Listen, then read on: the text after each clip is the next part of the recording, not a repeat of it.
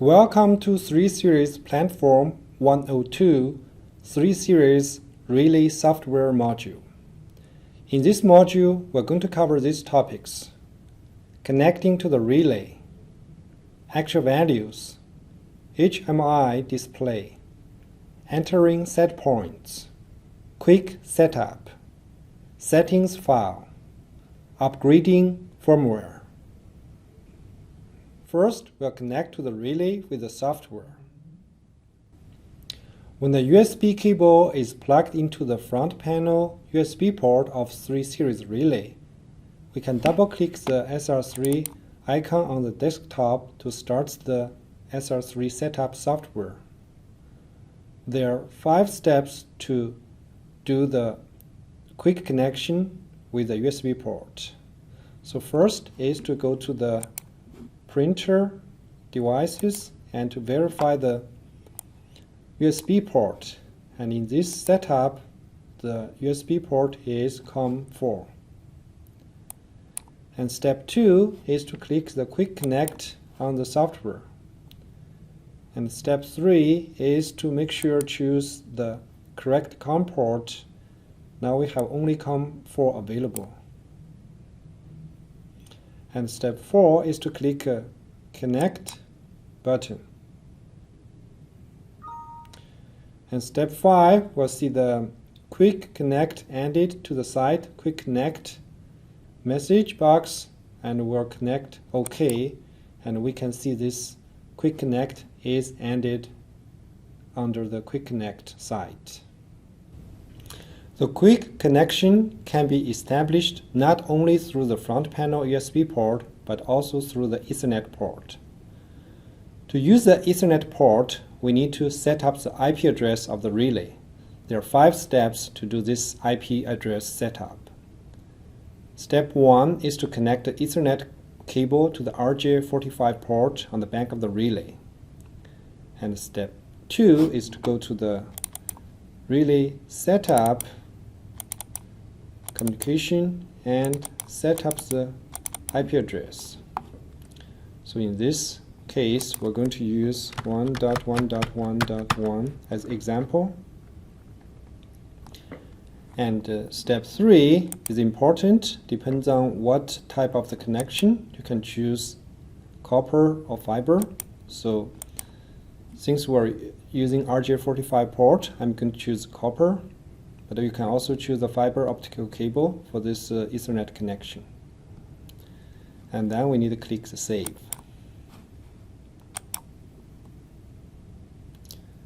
Then step 4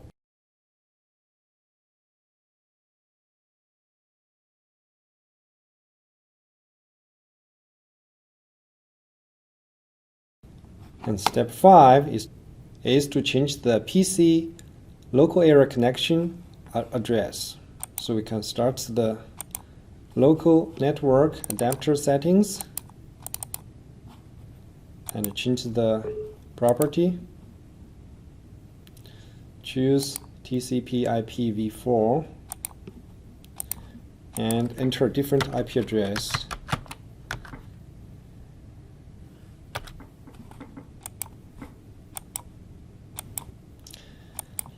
To verify this new IP address of the relay is ineffective, so we can start the command and use the ping command to verify this new IP address. And now we can see this response means this new IP address is take effective.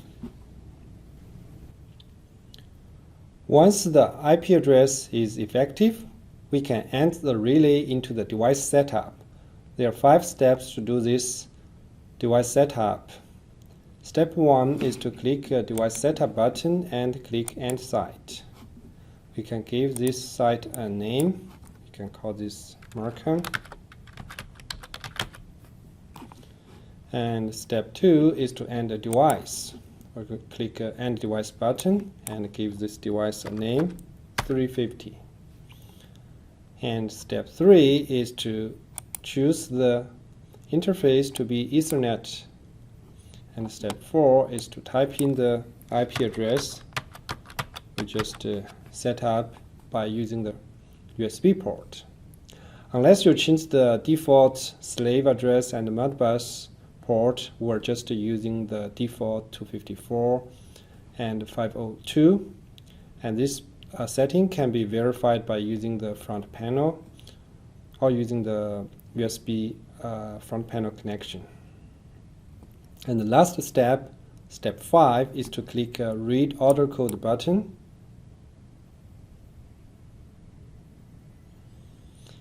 And now this order code is read in this device setup, and now we can also see the firmware version is 2.2, and that's how we set up this device setup. And if we click OK, we can see this Markham and 350 relays is created here. After the connection to the relay, we'll look some actual values from the software first. Status can be found under Actual Values A1 Status. Just double-click Status A1 and we can check the status for the clock, contact inputs, output relays, logic elements, virtual inputs, remote inputs outputs, goose status, and 61850 status. So here give one example for the contact inputs. We can double-click contact inputs and use a pre-wired test set to apply the DC to the contact input 1 to 4 by turning on the switch 1, 2, 3, 4. We can see the status changed in the contact input 1. Then we can turn them off one by one. So you can see the status changed. It's the same way we can verify the status for the output relays, logic inputs, virtual inputs, and remote inputs outputs in the following modules. Metering is under the actual values, A2 metering. Double-click A2 metering. We can see the metering for the current, voltage, power, energy, demand, and thermal capacity. So if we open the current, we can see the three-phase current for this application. And if we open the voltage, we can see this is the voltage meters with the phase to neutral and phase to phase voltage for the Y connection. If the VT is configured to delta connection, then only the phase to phase voltage will be displayed. There's also the positive and the negative sequence voltage, and this will be useful when we doing the positive sequence under voltage testing. We can use these metered values to verify the pickup values levels, and also the auxiliary voltage frequency metering in this voltage screen. And other metered values we can see is the power, energy, and also the current demand and voltage demand.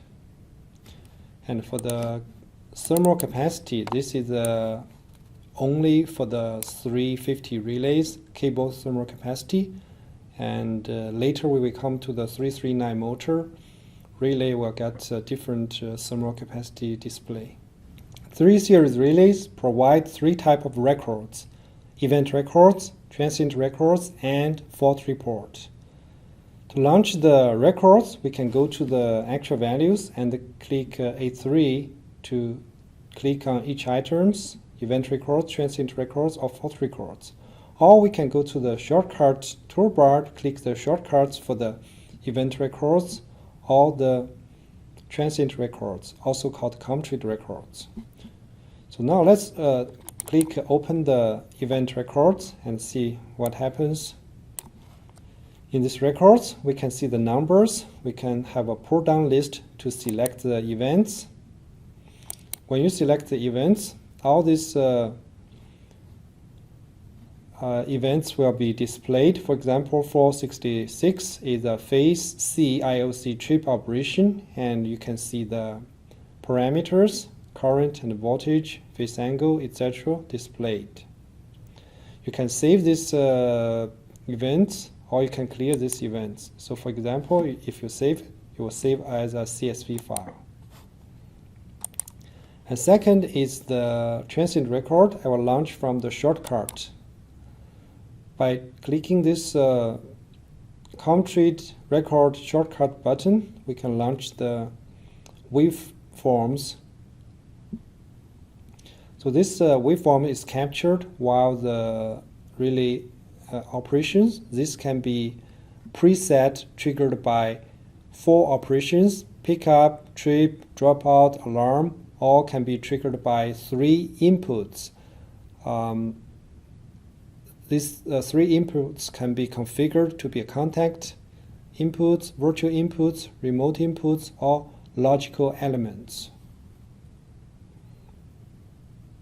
So now I started the waveform of the 3-phase voltage and current, and I can drag and zoom in this pre-fault to fault conditions.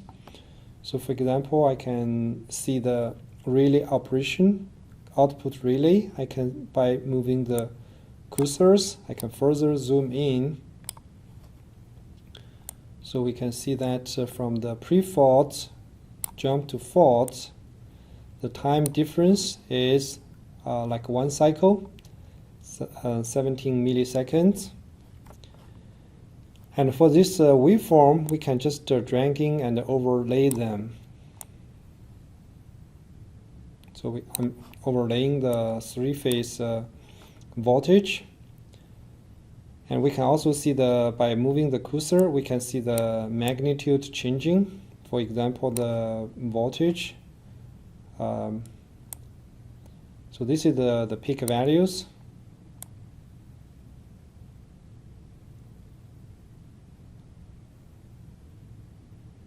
Okay, so now it's the maximum.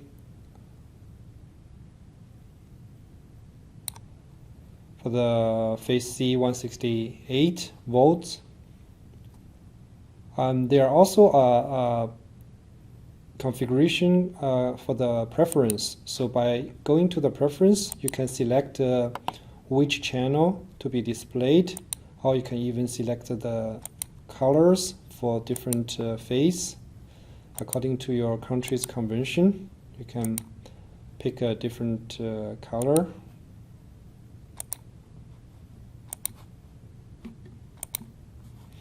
And for the display, you can choose this to be automatic, or you can just disable, set to none.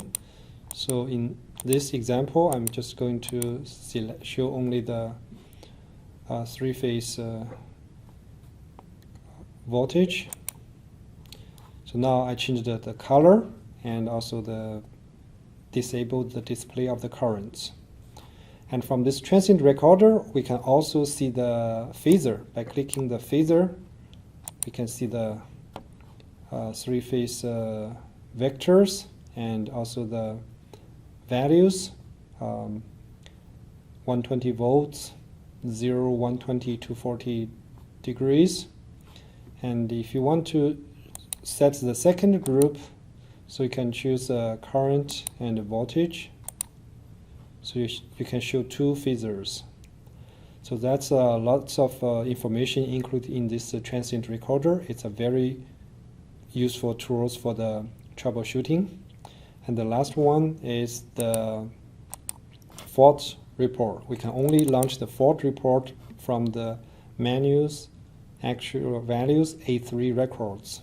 There's no shortcut, and from this fault report, we can see a more detailed information on the type of the relay order codes, version numbers, the fault date, and what type of the fault. So it's much more information than the event recorder.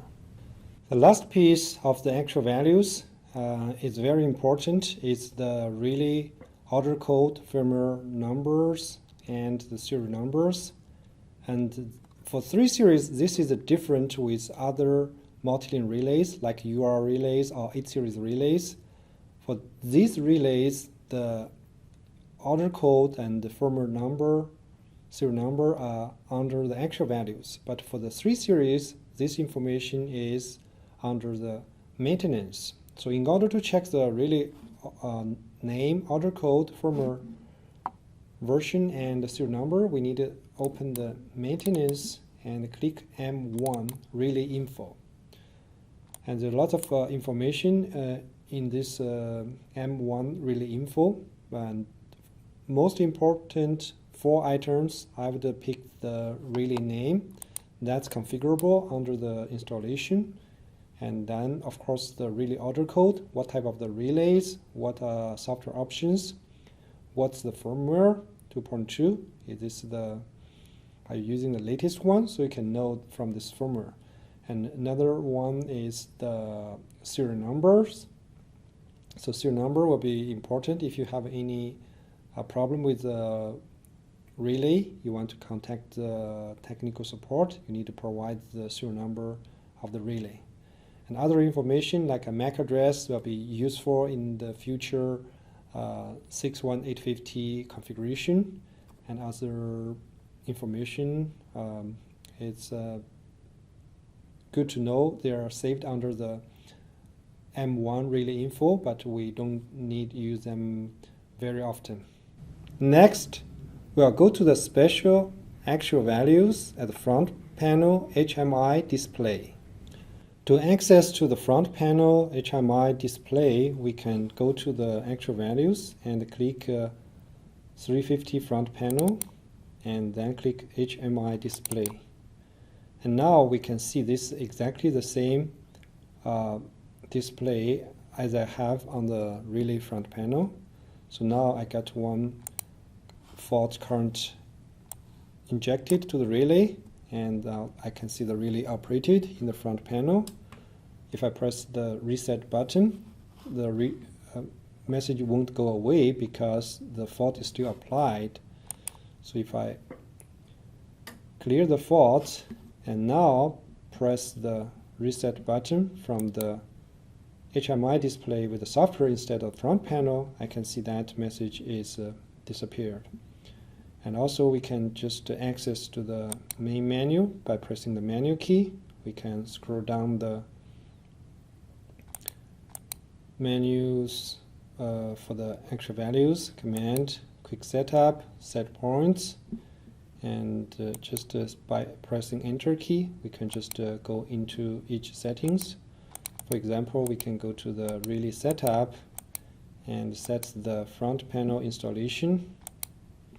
So from the installation we can select the relay name, status ready. We can change from here to ready, from ready to not ready, and press enter. So once we saved this relay not ready, we can see that trouble light turned on. Okay, so if I want to change back,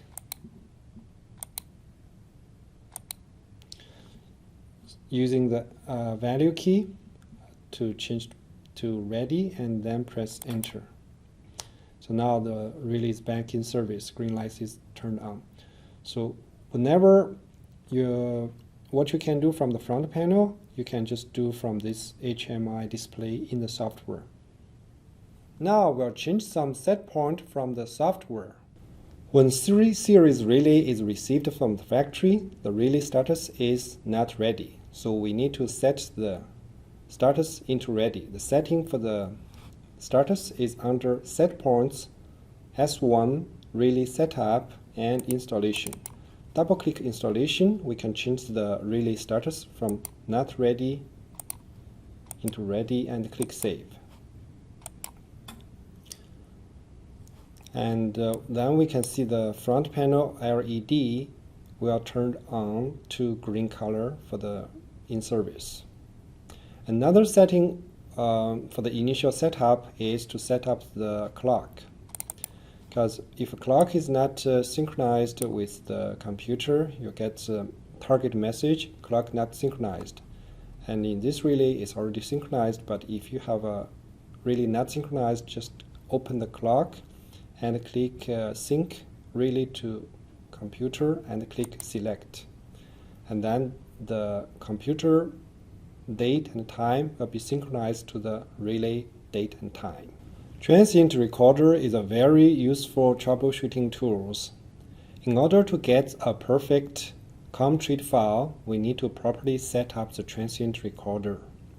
So to get into the transient recorder, we go to the Setpoints Relay Setup and Transient Recorder, double click, and there's lots of settings we can do with the numbers of the record. We can pick the 1, 3, or 6. So when you choose less numbers, you can record a much longer waveform. And sample rate, we can pick the 4, 8, 16, or 32. So you have a higher sample rate, you have a better resolution of the waveform, and then you have a shorter waveform can be captured. In the trigger mode, we have the override and the protected.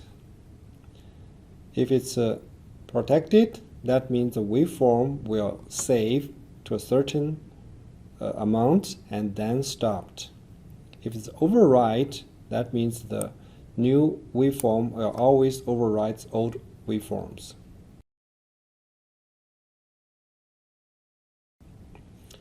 And the waveform triggering position can be set from 0 to 100%.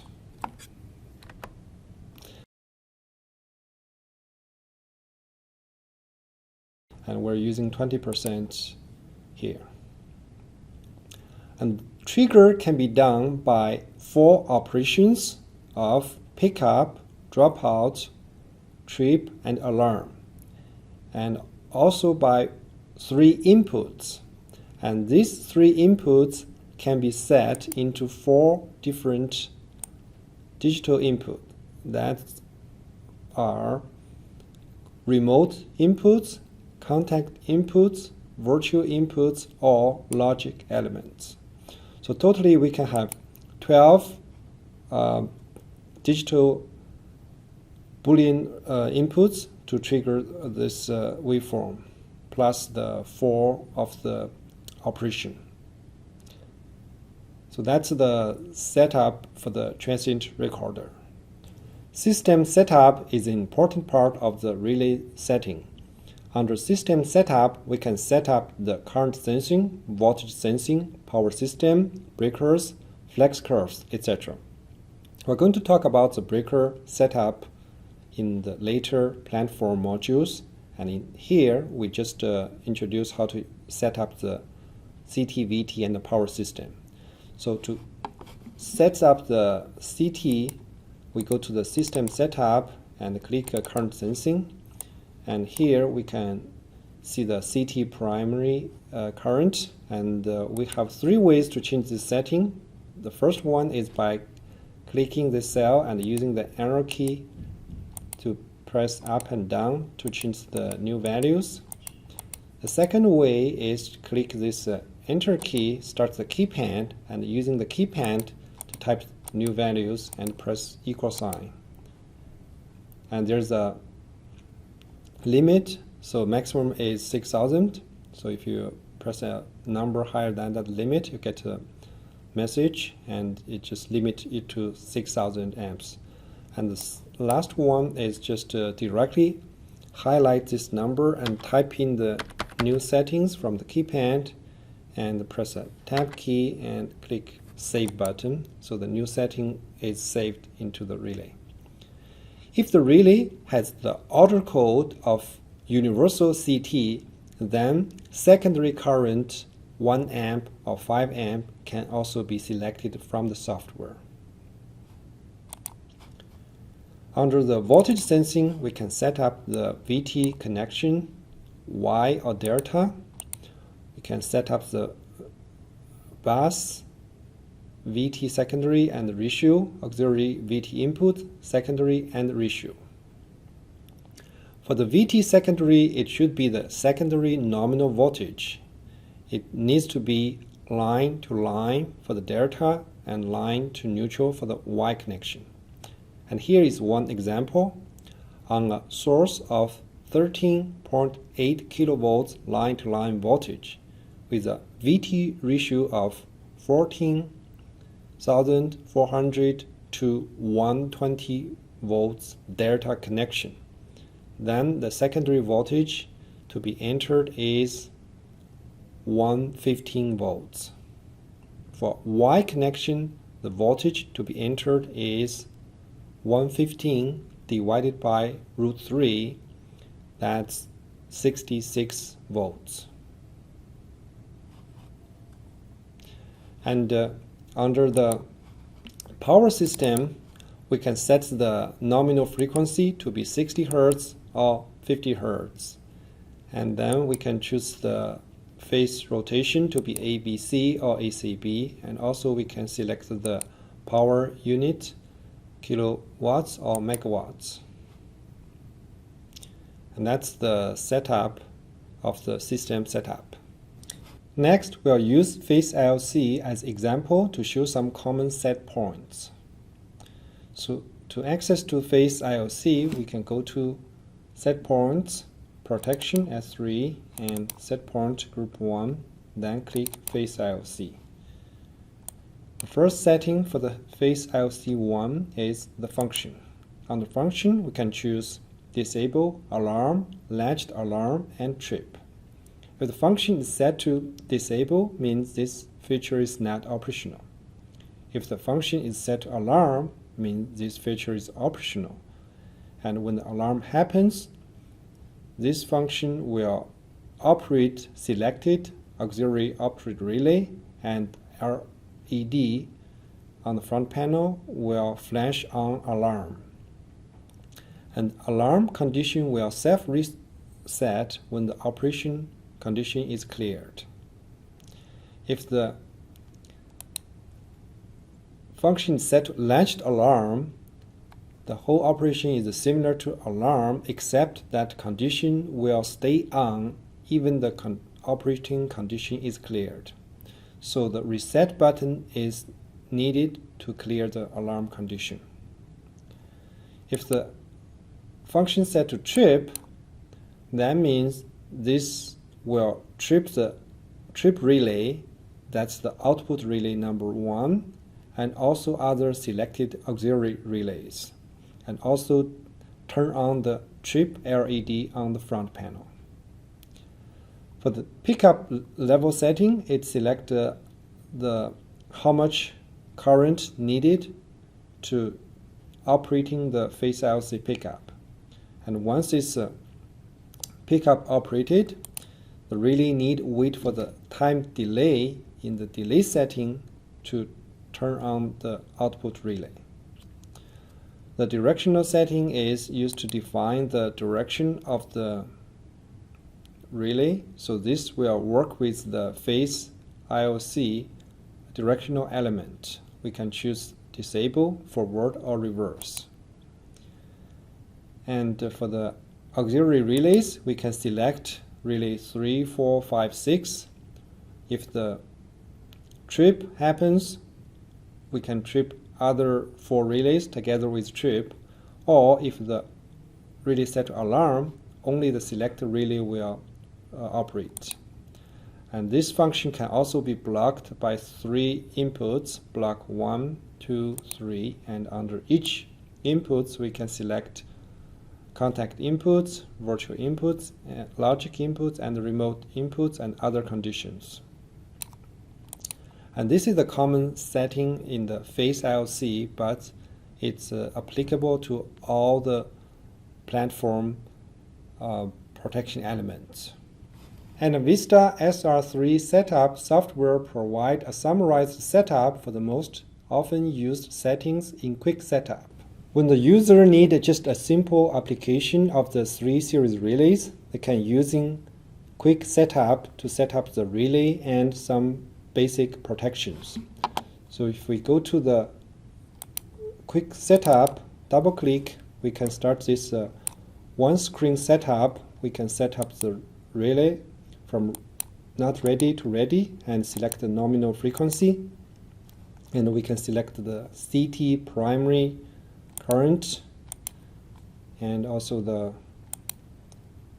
ground CT, VT connections, secondary ratios, and the auxiliary VT secondary and ratios. We can also select the phase TOC, pickup, curve, and time dial.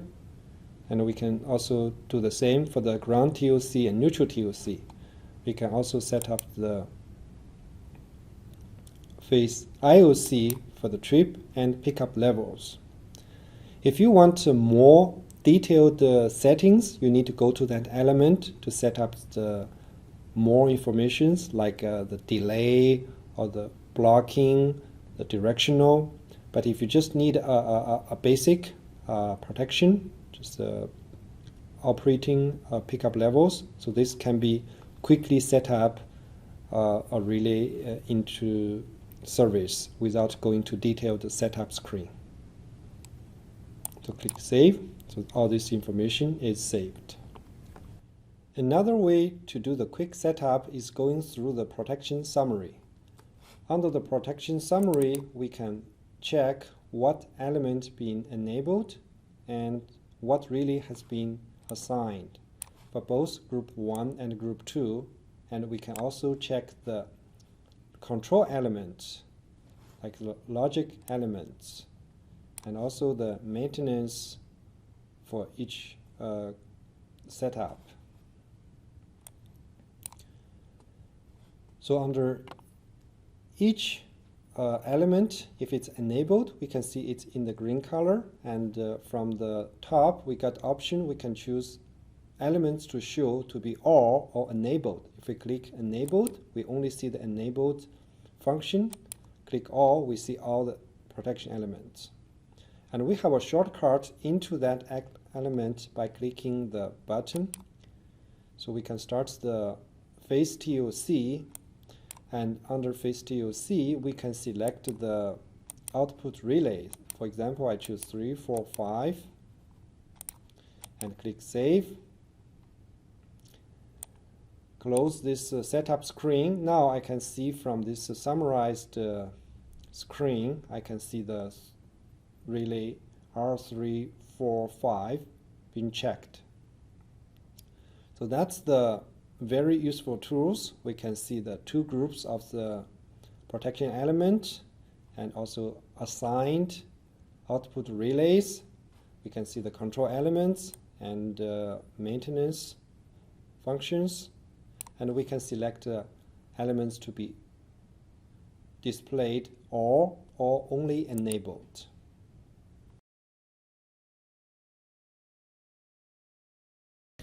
To download a setting file from online portion to the offline portion, we need to right-click the device name and choose Read Device Settings. And then we can give this device a name, 350, and click Receive. And now we can see this setting file is being downloaded from the relay into the offline setting area. So once the download is finished, we have this offline setting files, and what we can do with this is to duplicate the setting files. We can right click mouse and choose duplicate setting files. So on this copy, we can play with the editing of the setting files. Right click again, we can choose Edit Setting Files Properties. So under Editing, we can change the firmware numbers. For example, change 2.2 into 2.0. In order to upload this setting file into a lower version, we can change the serial number lock. That guarantee the download of this file only to a particular serial number. And we can also even change the order code by using these editing functions. So we just change the firmware version and click OK. Another thing we can do with this offline setting files, compare two files. So for example, if I duplicate another copies and I can make some 3 changes in the current sensing.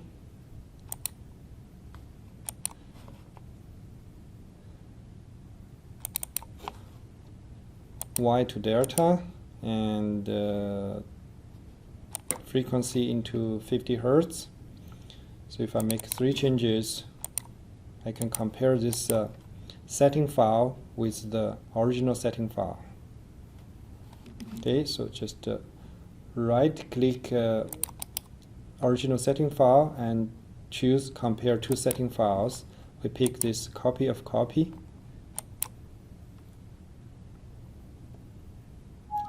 And now we can see the 3 differences in this setting files. So the 3 differences are the CT primary, 1000 to 1001, VT connection, Y to delta, and 60 Hz to 50 Hz.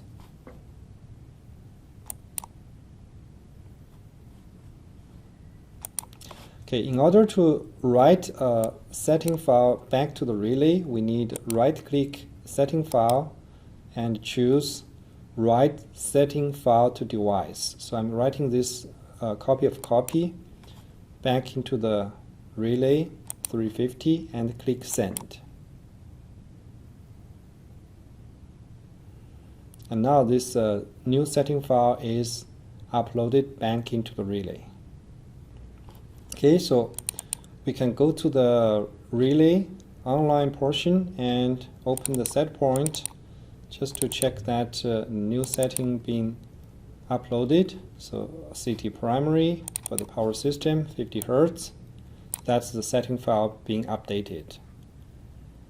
Another thing we can do with this setting file is create a new setting file in the offline area without having any relay. So right-click mouse and choose new setting file. From new setting file, we can give a name and we can choose the version number. We can select the order code. So for example, I'm going to choose this relay called feeder 1 again and give a version number 2.2 and select a different order code and click OK. Now this feeder 2 relay is uploaded and we can see because I picked a P0, that's a universal CT, I can see the CT options for the secondary 1 amp or 5 amps.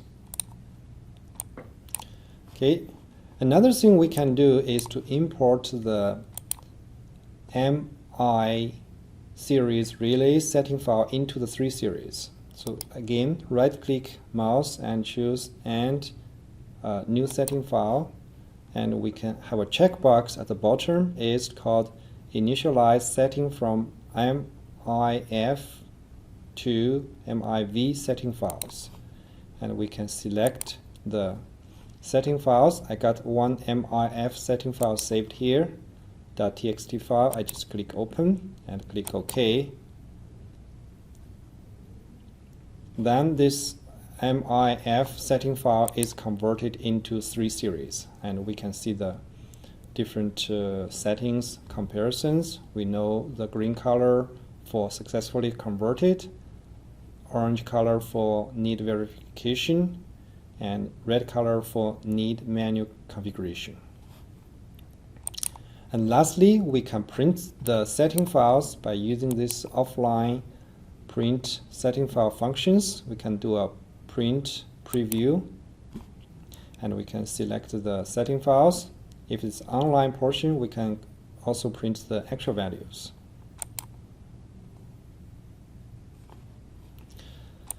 So this is the setting files we can print.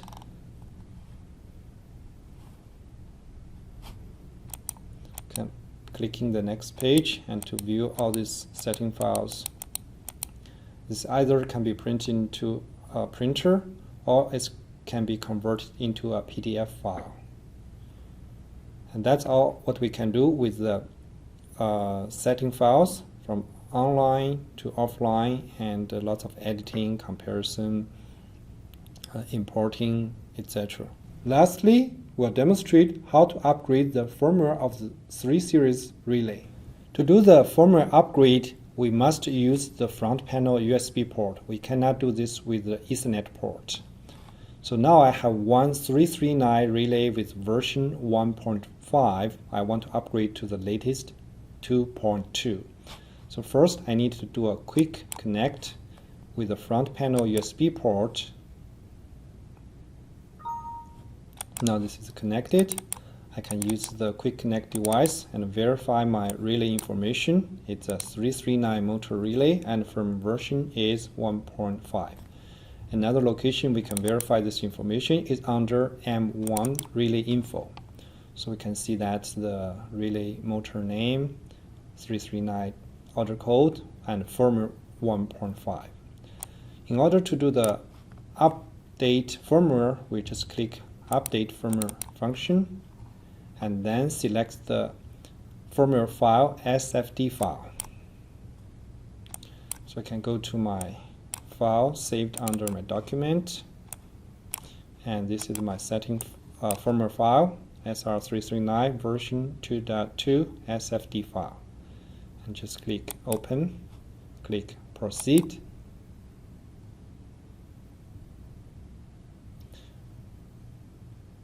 And now we can see the firmware will be updated, including the boot files, main files, and COM files. Just click to proceed. And from the message box, we can see the status setting file in upload mode. At the bottom, we can see the firmware uploaded, and we can see the process.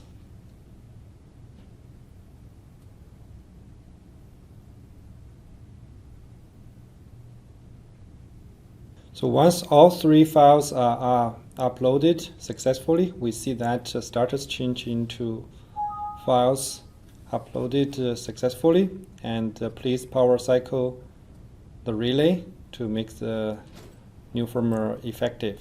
So we just click OK and reboot the relay.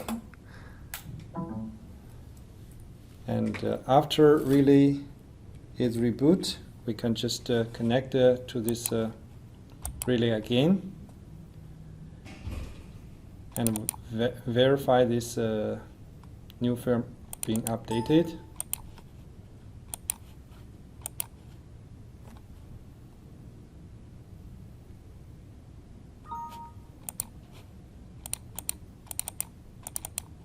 And now we can see this 339 relay firmware updated into 2.2. And that concludes this firmware upgrade process. Now let's recap what we learned in these videos. First, we learned how to connect to the relay by using the front panel. Then we set up an IP address and connect the relay with the Ethernet port. Then we set up the device setup, created the substation and the device name. Then under the actual values, we checked the status, the metering, and the event recorder and transient recorder. In the HMI display, we played with the front panel key pan, but from the software. And then in the entering set points, we set the relays status from not ready to ready, set the clock, and also we set the system setup like current and voltage sensing and power system.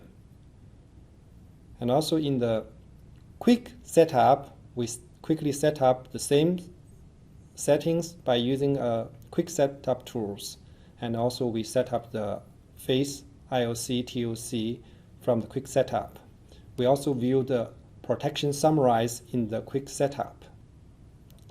Under the setting files, we learned how to read, write, edit, compare the setting files, and also we created new setting files from scratch and by importing MI series relay setting files. And lastly, we uploaded the new firmware for 339 from version 1.5 upgraded into version 2.2. And that concludes this training for the 3 series software module.